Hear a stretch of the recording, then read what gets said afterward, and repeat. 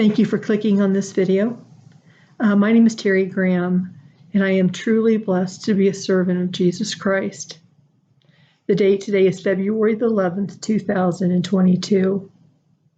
The name of this video, or what I'm titling this video, is I wasn't saved by religion, I was saved by grace.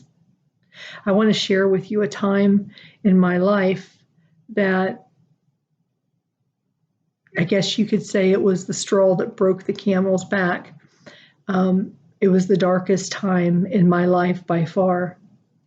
And what had happened was, it seemed like any other day, as I'm sure many of us have experienced. I was having words, if you will, or having a disagreement with my daughter, Taylor. She's 24 years of age at the time.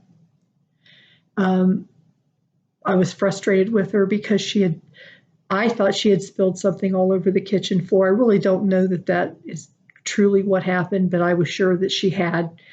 She told me she was going to clean it up. And when I went to look, it wasn't. It was still smeared. And she said she tried everything. And I became very frustrated with her. I didn't even want to deal with it. I didn't want the challenge. I didn't want I didn't want to have an argument about it because it was very upsetting to me. So consequently, I got in my car and I left. I needed to pick something up at the store, did a couple of other things while I was out, and then turned around and came back home. But while I was out, she texted me and she tried to explain what happened. And I pretty much just said to her that in the text that I needed, if she needed to be honest with me, she needed to tell me the truth. So I pretty much called her a liar. I probably was gone less than an hour from the time I left home until the time I arrived back home. When I got home, I went through the house to talk to Taylor. I opened the bathroom door, or actually the bathroom door was open. She had just gotten out of the shower and gotten dressed, and she was on the floor. She was blue. She wasn't breathing. I mean, she was dead. And I could see that she had been that way for a while. Of course, she was blue, and anyway, it was very difficult. So I screamed out. I screamed out for a friend who was there, who came to try to help, resuscitate her, to get her heart to beat again. But it was too late. Of course, we called 911 and did all the things that needed to be done. But when they came, they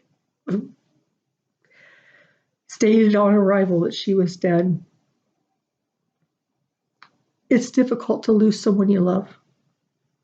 I know we've all lost people that we care about. I'd lost my mother several months earlier.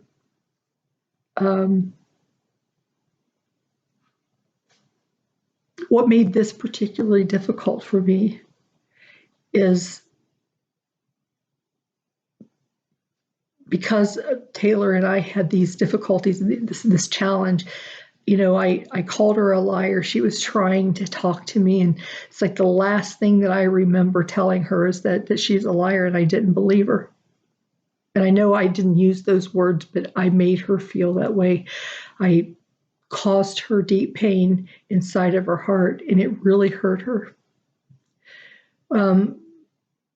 Taylor had a grand mal seizure, and she consequently died in the bathroom.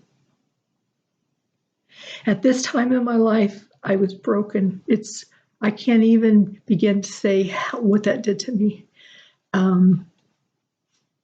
So many things flooded through my mind at that time.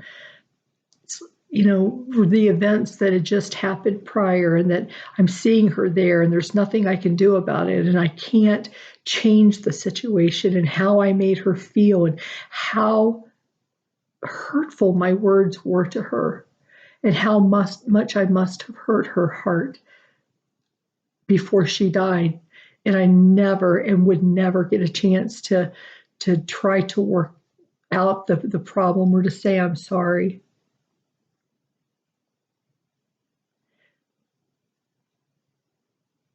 When I say I was broken,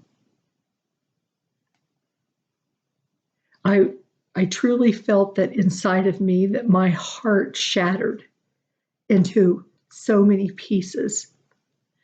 And I didn't know what to do. I just felt paralyzed, hopeless. And it was a very, very difficult time. I wasn't sure what to do. After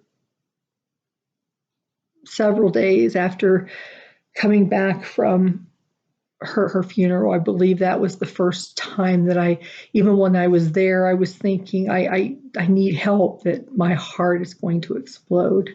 I don't know what's going to happen.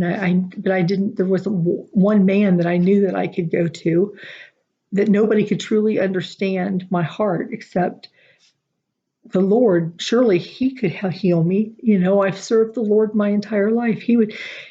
I have to run to him. I needed his help. So that's what I did. I fell on my face when I got home before the Lord. And I cried and I cried and I cried. For hours, I cried. For days, I cried for hours at a time. And I want to say that I was met by God in this place of deep sorrow, deep sorrow, again and again.